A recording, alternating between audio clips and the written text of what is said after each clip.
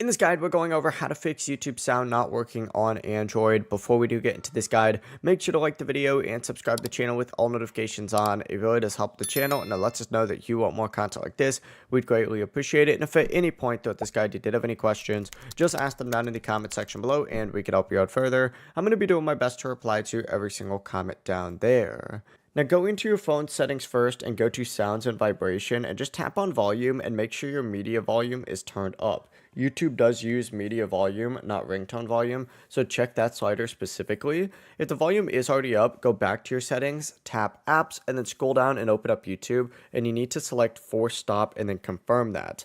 From here, tap on storage, select clear cache, and if sound still does not work after doing that, you can also tap clear data and confirm. After that, reopen up YouTube, test that video again, and that is how you can actually fix your YouTube audio not working on an Android device.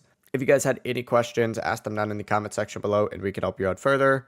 I'm going to be doing my best to reply to every single comment down there. Before you do leave this guide, make sure to like the video and subscribe to the channel with all notifications on. It really does help us out and it lets us know that you want more content like this. We'd greatly appreciate it. Have a great rest of your day though. Peace.